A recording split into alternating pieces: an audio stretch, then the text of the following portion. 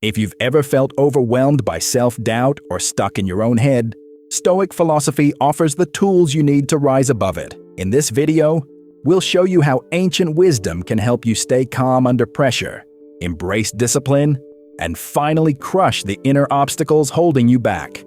Because if you don't master your mind, it will master you. Watch till end of this video. If you skip it, you will never know how to master your inner enemy. Rule 1. Understand your inner enemy. You have power over your mind, not outside events. Realize this, and you will find strength. Marcus Aurelius. During his reign as Roman emperor, Marcus Aurelius faced an overwhelming number of challenges.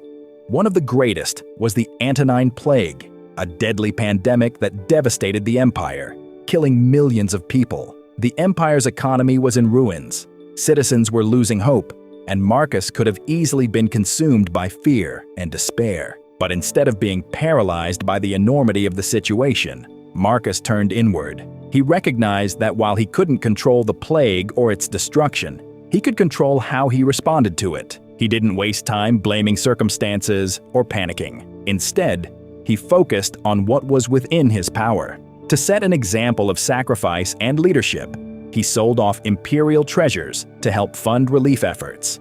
He showed his people that even in the darkest times, action, clarity, and discipline could make a difference. This story highlights the essence of awareness. Marcus didn't let fear or overthinking consume him. He didn't allow his inner enemy to whisper, "It's too much. There's no hope." Instead, he separated those emotions from himself, recognized what was in his control, and acted with courage and virtue. Your inner enemy operates in much the same way as the fear and doubt Marcus Aurelius faced during the plague. It whispers lies, telling you that you can't handle the challenges ahead, that you're too weak or unprepared. But just like Marcus, you have the power to step back and see those thoughts for what they are. They are not reality. They are just tricks of your inner enemy. Once you become aware of its presence, you can begin to separate it from your true self. Like Marcus Aurelius, you can choose strength, clarity, and purpose over fear and doubt. That's the first step to crushing your inner enemy. Rule 2. Challenge your limiting beliefs. It's not what happens to you, but how you react to it that matters. Epictetus. Challenges, failures, and setbacks are inevitable in life, but what truly defines us is how we respond to them. At the heart of this wisdom lies the ability to challenge and reshape our beliefs, especially the negative ones that hold us back. The life of Epictetus himself. Born into slavery in ancient Rome, Epictetus endured a life of hardship from the start. His owner was cruel, and Epictetus suffered physical abuse, leaving him with a permanent limp. By all external measures, his life could have been defined by misery and defeat. Yet Epictetus chose a different path. Instead of seeing himself as a victim, he focused on what he could control: his thoughts, his actions, and his attitude. Even in the face of severe limitations, Epictetus did not allow his circumstances to dictate his destiny. He pursued philosophy, eventually earning his freedom and becoming one of the most influential Stoic teachers in history. His story is a testament to the power of reframing one's mindset. He could have thought, "I can't escape this life," but instead, he asked, "How can I make the most of what I have?" That shift in perspective turned his hardships into the foundation of his strength. This lesson applies directly to the battles we face with the negative voice in our own minds. That voice often tells us, "You're not good enough," "You'll fail," or "You can't handle this." It's important to recognize that these thoughts are not facts. They are interpretations. The voice of self-doubt thrives on fear and limiting beliefs. But like Epictetus, we can challenge it. When that voice says, "I can't," pause for a moment. Instead of accepting it as the truth, ask yourself, "How can I?" For example, if you're overwhelmed by a daunting project, don't let the negative voice paralyze you. Break the task into smaller, manageable steps and tackle them one by one. When faced with rejection, don't internalize it as proof of your inadequacy. Instead, ask, "What can I learn from this experience?" The key is to replace excuses with solutions. Every time you challenge a negative thought, you weaken its power over you. Over time, This practice rewires your mind to focus on possibilities instead of limitations. Epictetus taught that while we can't control what happens around us, we have complete control over how we interpret and respond to it. When you shift your mindset, you reclaim your power. By challenging the negative voice and replacing it with constructive questions, you start to see opportunities where there were once obstacles. Like Epictetus, you can rise above your circumstances, no matter how difficult they seem. The question is not, can I? But how can I? Seek solutions, take action, and let your beliefs shape a reality filled with growth, resilience, and success. Rule 3. Act. Despite the fear, you could be good today. Instead, you choose tomorrow. Marcus Aurelius. When you act, you disrupt the cycle of overthinking, fear, and procrastination. You silence the voice of your inner enemy, which thrives on delay and indecision. This principle of action is just as relevant in our own lives. Think about the last time you hesitated, perhaps to start a project, make a difficult phone call, or pursue a goal. That hesitation likely gave your inner enemy, the voice of fear and doubt, a chance to grow louder. It told you that you weren't ready, that it was safer to wait, that you might fail. The more you hesitated, the stronger that voice became. But here's the secret. The moment you take action, you weaken that voice. Write the email, even if it's not perfect. Start the project, even if you're unsure how it will turn out. Make the call, even if it feels uncomfortable. Every small action chips away at fear and builds momentum. Stoic philosophy teaches us that it's not what we say or think that matters. It's what we do. Action is the only way to move forward, to grow, and to overcome the obstacles we face. Marcus Aurelius reminded himself of this constantly, writing, "Stop talking about what the good man should be, and just be one." Action doesn't have to be grand or flawless. It's the simple steps that make the biggest difference. If you're facing a daunting goal, break it down into smaller, manageable tasks.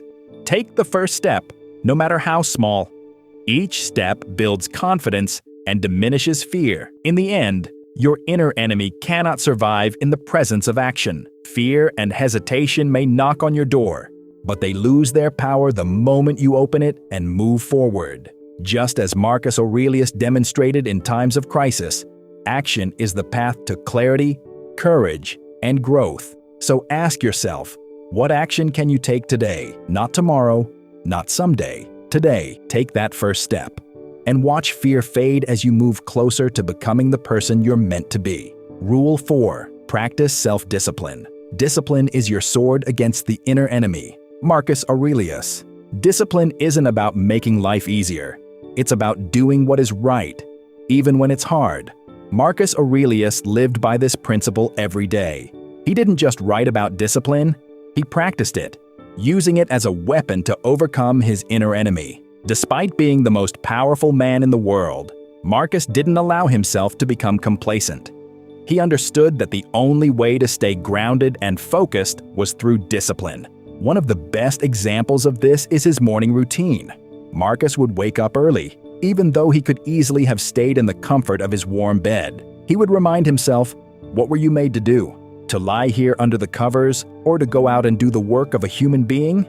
This act of getting up early wasn't just about starting the day. It was about conquering the temptation of laziness and setting the tone for purposeful action. Marcus Aurelius would then spend time writing in his journal, reflecting on his responsibilities and grounding himself in Stoic principles. This disciplined start allowed him to focus on what truly mattered, despite the chaos of ruling an empire. For us, discipline serves the same purpose. Our inner enemy thrives on distractions, excuses, and procrastination. It tells us, you can skip this task today, or it's okay to let it slide. But discipline cuts through these lies. It asks a simple but powerful question: what matters most today? When you identify what's most important, discipline helps you commit to it. It's about focusing on what will move you forward rather than getting lost in trivialities. Marcus Aurelius urged us to be tolerant with others, strict with yourself. This means holding ourselves to high standards while being patient and understanding with others. Discipline isn't about perfection, it's about consistency. You don't need to do everything in one day, but you do need to take meaningful steps forward, whether it's working on a project, improving your health, or spending quality time with loved ones. Discipline ensures you prioritize what truly matters. Consider the distractions of modern life: endless notifications, social media, and an overwhelming number of tasks. Without discipline, it's easy to get pulled in every direction, accomplishing little of real value. But when you approach each day with intention, asking, "What is essential?" you begin to eliminate the noise. You focus your energy on fewer things but do them better. Marcus Aurelius didn't let his immense responsibilities overwhelm him because he trusted in his discipline. He understood that self-control and deliberate action were the keys to overcoming challenges, both internal and external. Today, you have the same choice Marcus faced every morning. Will you give in to comfort, distractions, or excuses? Or will you rise, take control, and focus on what matters most? Use discipline as your sword, and you'll not only silence your inner enemy, but also live a life of purpose and excellence. Rule 5. Embrace failure as fuel. The Stoics called this principle amor fati, love of fate. It teaches us to embrace everything that happens, whether joyful or painful, as necessary and meaningful. This idea is at the core of amor fati. Life is full of hardships, setbacks, and failures. It's tempting to view these as defeats, proof that we're not good enough or that life is unfair. But the Stoics challenge us to see these moments differently. They aren't roadblocks, they're stepping stones. Every failure carries a lesson, every setback an opportunity to grow stronger. Think about the challenges you faced. Maybe you failed at a project, lost a job, or faced rejection. At the moment, these experiences can feel crushing. But when you look back, you'll often see how they pushed you toward growth. They forced you to adapt, to learn, to develop resilience. This is the essence of amor fati, embracing not just the pleasant parts of life, but the painful ones as well, because they shape who we are. Marcus Aurelius didn't just accept the difficulties of life, he welcomed them as necessary. He saw every challenge as a chance to practice patience, courage, and wisdom. We can do the same in our lives. When faced with failure, instead of asking, "Why me?" ask, "What can I learn from this?" Instead of resisting reality, embrace it fully and find meaning in the struggle. Failures are not the end of the road. They are the beginning of a new path, one that leads to growth, strength, and wisdom. Like Marcus Aurelius, we can choose to see life's difficulties not as obstacles, but as fuel for the fire within us. With amor fati, we learn to turn every challenge into an opportunity and every failure into a step forward. Everything happens for you, not to you. Turn it into flame and brightness. Rule 6. Control your response. Your inner enemy thrives on reaction, anger, frustration, anxiety, but you have a choice. This principle echoes the wisdom of Marcus Aurelius, who reminded us, "You always have the opportunity to practice virtue." These words are a powerful reminder that no matter what happens around us, our response is always within our control. As a Stoic philosopher and Roman emperor, Marcus Aurelius had every reason to be reactive. He faced constant pressures, wars, political intrigue, personal betrayal, and the devastating Antonine Plague. Yet, he chose not to give in to anger or despair. One of the most striking examples of his composure was his response to betrayal by Avidius Cassius, a trusted general who declared himself emperor in a sudden rebellion. Most leaders would have reacted with immediate rage, launching swift and violent retribution. But Marcus Aurelius chose a different path. Instead of succumbing to anger, he paused and reflected on the situation. He recognized that reacting emotionally would only make matters worse. He wrote in Meditations about the importance of practicing forgiveness and understanding, even toward those who wrong us. Marcus sought to resolve the rebellion with minimal bloodshed, showing restraint and wisdom. His decision not to react impulsively preserved stability in the empire and reinforced his reputation as a just leader. This lesson is as relevant today as it was in ancient Rome. How often do we react to situations out of anger or frustration, only to regret it later?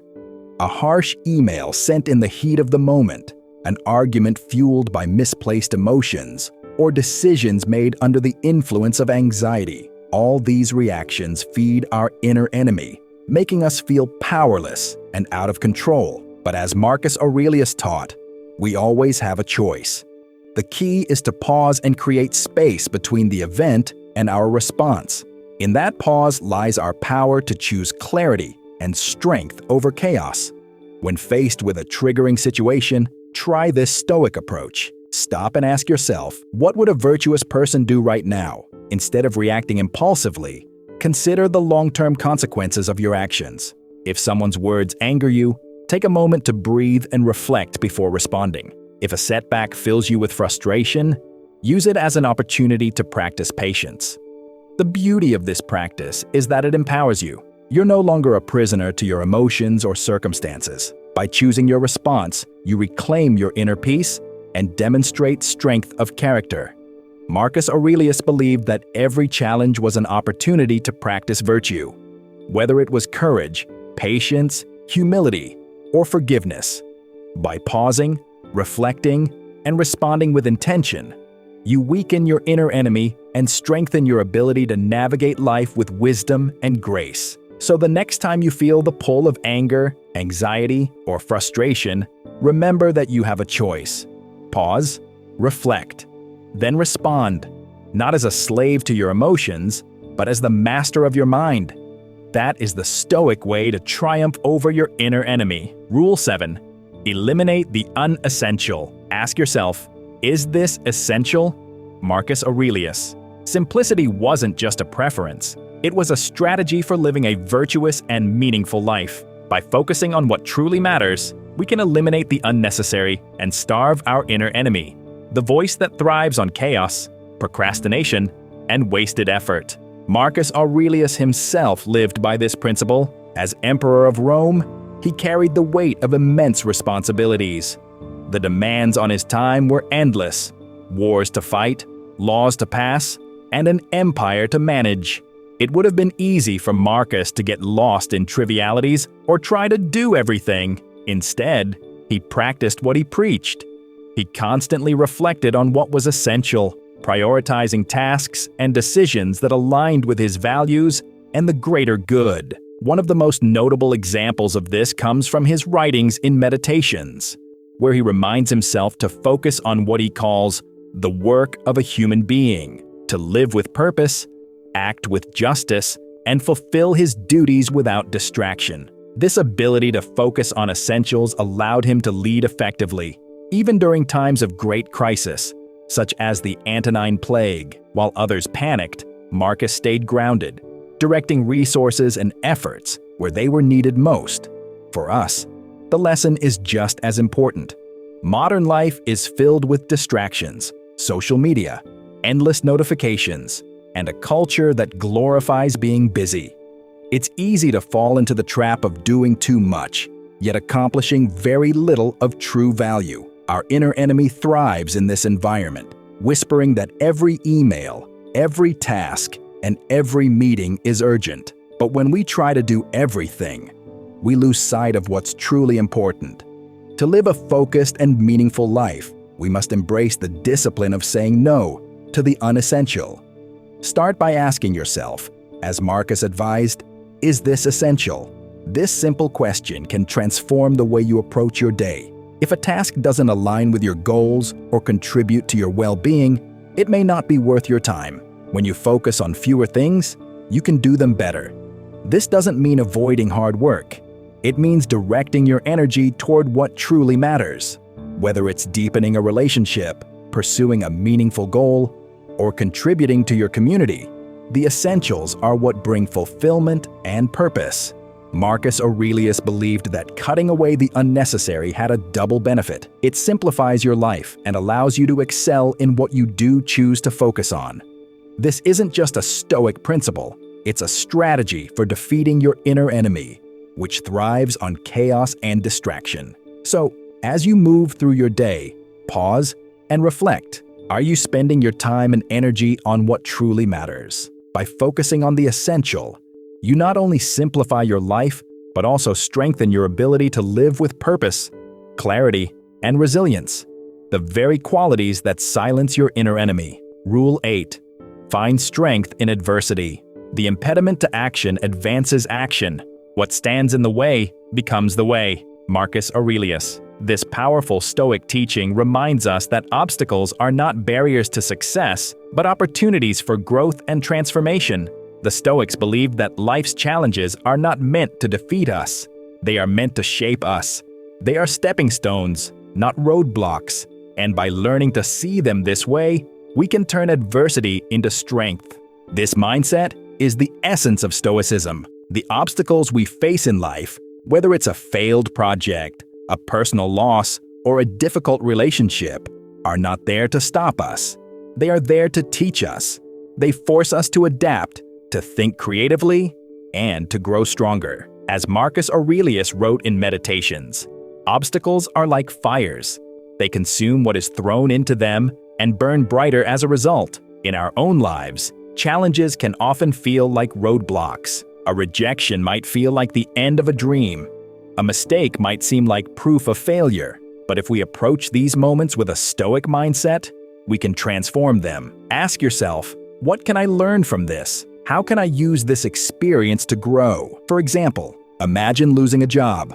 While the initial reaction might be frustration or fear, a Stoic would see it differently. It's an opportunity to reassess priorities, build new skills, or even explore a more fulfilling career path. The loss becomes a stepping stone, not a dead end. The Stoics believed that obstacles reveal our true potential. They force us to dig deeper, to find strength and creativity we didn't know we had. They remind us that while we can't always control what happens, we can always control how we respond. So, when you face your next challenge, remember Marcus Aurelius's words, "What stands in the way becomes the way." See the obstacle not as something to fear, but as a chance to grow. Each challenge is an opportunity in disguise, waiting for you to turn it into a stepping stone toward greater strength and wisdom. Rule 9. Remember your mortality. You could leave life right now. Let that determine what you do and say and think. Marcus Aurelius. These words from Marcus Aurelius capture the essence of memento mori, one of the most profound concepts in Stoic philosophy. At first glance, it may seem grim or morbid to reflect on mortality. But to the Stoics, it was a call to action, a reminder to live fully, prioritize what matters, and not let life slip by in distractions or regret. Marcus Aurelius, as Emperor of Rome, carried the weight of immense responsibility, yet he never allowed himself to take time for granted. His writings and meditations often reflect on the fleeting nature of life and the importance of living each moment with purpose. Even as he faced wars, plagues, and personal loss, Marcus continually reminded himself that life is short, and each day is an opportunity to embody virtue. He wrote, "Do everything as if it were the last thing you were doing in your life." Consider how this principle guided his leadership. During the Antonine Plague, Marcus could have succumbed to fear or despair, knowing the fragility of human life. Instead, he chose to act decisively, providing aid to his people and maintaining stability in the empire. He didn't allow the uncertainty of life to paralyze him. Instead, it motivated him to focus on what truly mattered. Memento mori is not about fearing death, but about embracing life. It's a wake-up call to stop wasting time on trivial pursuits, grudges, or procrastination. Too often, we let our inner enemy, the voice of fear, doubt, or laziness, convince us to delay what's important. We say, "Tomorrow, I'll start pursuing my dream," or "Next week, I'll make that change." But tomorrow is never guaranteed. The Stoics understood this deeply. Epictetus advised, "Don't act as if you have 1,000 years to live. Death is hanging over you. While you live, while it is in your power, be good." This mindset isn't about rushing through life, but about living deliberately. It's about focusing on what aligns with your values and letting go of what doesn't. For example, How often do we waste precious hours scrolling through distractions, holding on to resentment, or worrying about things beyond our control? Memento Mori urges us to ask, is this how I want to spend the limited time I have? It pushes us to prioritize meaningful relationships, purposeful work, and personal growth. Reflecting on mortality can bring clarity and urgency to life. It helps us silence the inner enemy that tells us to wait, to play small, or to avoid discomfort. When we remember that our time is finite, we become more present, more courageous, and more focused on what truly matters. So take a moment to pause. Remind yourself, you could leave life right now. Use this thought not as a source of fear, but as a catalyst for action. Don't let another moment slip by. Live fully, with purpose, and without regret. Let Memento Mori be your guide to a life well lived. Thank you for watching this video. If you find this video valuable to you, please subscribe to this channel and share this video.